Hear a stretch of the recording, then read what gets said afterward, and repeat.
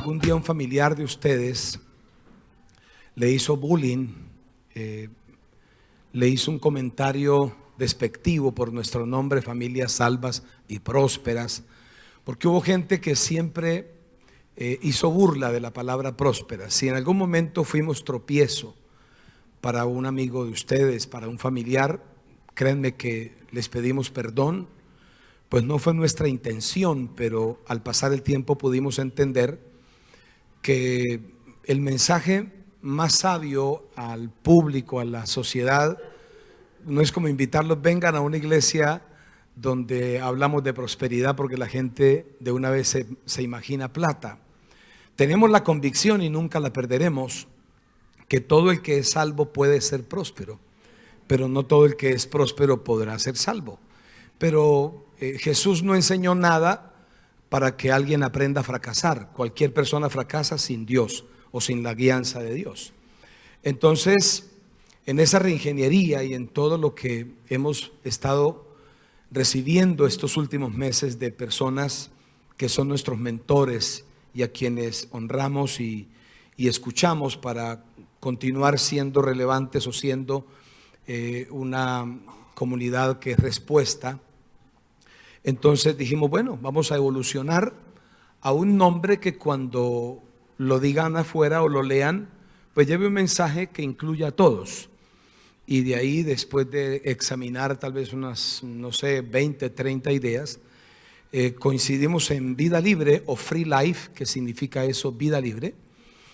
Y es así como titulo en los minutos de mi participación, Vida Libre. Y comienzo contándoles algo que a mí me sorprendió, y fue escuchar las palabras con las que inició un discurso un joven graduando en un colegio muy prestigioso. Y entonces él, por ser la persona más sobresaliente de todos los graduandos, fue elegido para dar su discurso. Y él subió, se paró en la plataforma, tomó el micrófono, y antes de decir cualquier sílaba, lo primero que dijo fue esto: no existe la verdad absoluta. Hizo un silencio y continuó su disertación. Yo creo que él hasta donde pude entenderlo, lo hizo para dejar un mensaje claro de lo que había dentro suyo, pero me quedó sonando, porque así hay muchas personas que caminan por la vida sin entender que sí hay una verdad absoluta. Leyendo Juan 8:32, que es la base de donde tomamos Free Life, dice: y conocerán la verdad, y la verdad los hará libres. Y es obvio que la verdad de la que habla allí es de Jesús, es de su palabra. Y Jesús deja claro que solo la verdad que se conoce es la verdad que puede traer libertad. Cuando alguien desconoce una verdad, esa verdad no puede proporcionarle la libertad que ella implícitamente tiene. Entonces, solo alguien como el joven que vamos a leer en la siguiente historia o la siguiente escritura, solo alguien como él podría decirnos, podríamos hacer, si él existiera en este tiempo, podríamos hacer documentales, películas, programas de televisión, entrevistas, y preguntarle: mira, ¿tú crees que la verdad absoluta existe? Y yo creo que él diría: sí, sí existe, se llama Jesús, y mientras lo desconocí, pues no tuve libertad, pero cuando lo conocí, conecté con la suficiente libertad que necesitaba para vivir una vida con propósito. La escritura a la que me refiero está en Marcos 5, versículo 1 al 6, dice así: vinieron al otro lado del mar, a la región de los Gadarenos, y cuando salió él de la barca, enseguida vino a su encuentro de los sepulcros un hombre con un espíritu inmundo que tenía su morada en los sepulcros. No es normal, ninguna muchacha en la universidad, cuando el joven le dice: mira, fulanita, ¿dónde vives? Cementerio Central, tumba 278, ahí al frente donde amontonan las flores. No, Pero este hombre vivía, dice que su morada en los sepulcros, y nadie podía atarle ni aun con cadenas. Y cuenta por qué lo habían intentado. Dice porque muchas veces había sido atado con grillos y cadenas, mas las cadenas habían sido hechas pedazos por él y desmenuzados los grillos, y nadie le podía dominar. Aquí no había papá ni mamá, ni hermano mayor, ni suegra, nadie que pudiera dominarle. Era una situación muy compleja la que vivía este muchacho. Y siempre, dice, de día y de noche, andaba dando voces en los montes y en los sepulcros e hiriéndose con piedras. Tenía dentro suyo una actitud de autodestrucción bien marcada. Y dice el versículo 6, cuando vio pues a Jesús de lejos, corrió y se arrodilló ante él. Mientras este joven estuvo lejos, tal vez no porque quería, sino porque hasta ahora se estaba manifestando la verdad, pero mientras él estuvo distante de Jesús, la vida libre nunca llegó. Era una vida con suficientes ataduras. En él quizás se notaban. Era como ese habitante de calle o esa persona que nosotros mal llamamos loco. Él andaba de esa manera, pero el día que Jesús, la verdad que hace libre, decidió venir a él, la vida de este muchacho sencillamente comenzó a cambiarle. Y por eso yo digo que si quien hubiera dado el discurso ese día en ese colegio hubiera sido él, no hubiera comenzado diciendo la verdad absoluta no existe. Yo creo que le hubiera dicho: señores, antes de hablar de mis logros como bachiller, creo que puedo hablar de que la verdad absoluta sí existe y se llama Jesús. El versículo 15 dice: vienen a Jesús y ven al que había sido atormentado del demonio y que había tenido la legión, sentado, vestido y en su juicio cabal, y tuvieron miedo. Versículo 19. Mas Jesús no se lo permitió, sino que le dijo: vete a tu casa. Entre más alguien desconozca la verdad que hace libre, más distante vive del propósito de su familia. Él le dice: vete a tu casa, a los tuyos, y cuéntales cuán grandes cosas el Señor ha hecho contigo y cómo ha tenido misericordia de ti. Versículo 20. Y se fue y comenzó a publicar en Decápolis cuán grandes cosas había hecho Jesús con él, y todos se maravillaban. ¿Todos se qué? Se maravillaban. Muy bien. Quizás la mayoría de nosotros podemos decir: no, mi caso no es ni parecido al de este. Este estaba demasiado, se la fumó verde, estaba muy llevado. Yo no, yo máximo por ahí uno que otro pecadillo. Pero al fin y al cabo, este hombre era un dolor de cabeza a la ciudad. Recuerdo, fuimos a una alcaldía hace un tiempo atrás y el alcalde pudo atendernos a las 5 de la mañana. Y ese día nos dijo: bueno, ¿y ustedes a qué se dedican? Y comenzamos a hablar y comenzamos a decirle el trabajo de la iglesia, de presentar a Jesús, un Jesús que hace libre.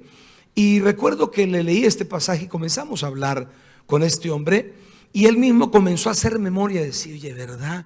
Sí, yo conozco a fulano que va a una congregación así, y ese hombre era terrible. Y comenzó él mismo a citar casos de personas parecidas a este hombre.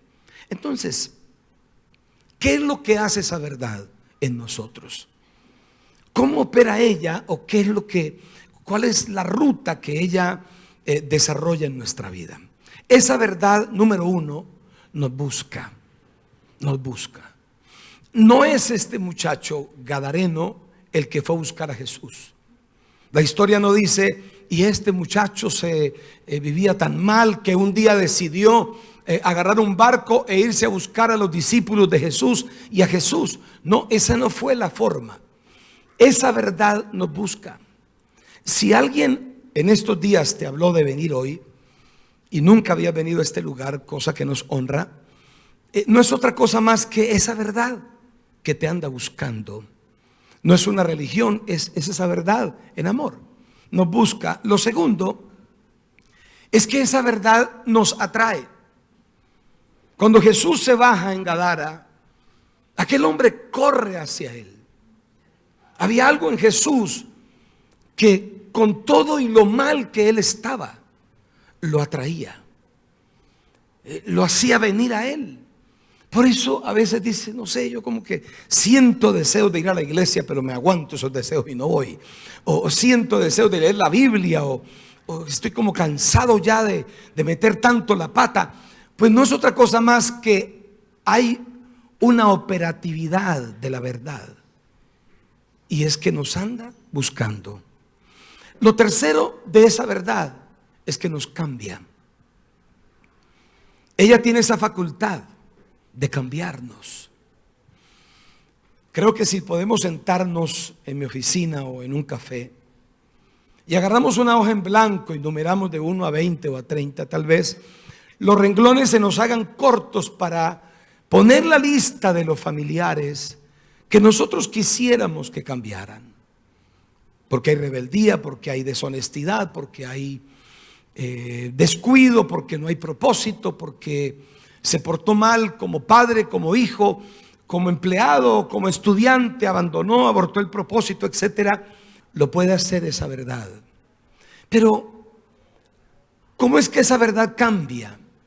A través de un manual ya concebido en la eternidad, expresado en Juan 3:16, porque de tal manera Jesús o Dios amó al mundo que entregó a su Hijo unigénito, para que todo aquel que en él crea no se pierda, sino que tenga vida eterna. Y entonces Jesús lo que hace es direccionar a este hombre. Cuando la verdad nos hace libres, ella proporciona dirección, guianza. Y lo primero que hace la verdad cuando la conocemos es que nos vuelve a casa. Solo por un momento, imaginémonos, yo como, bueno, hemos acompañado tantos procesos, pero yo me imagino a la mamá de ese muchacho.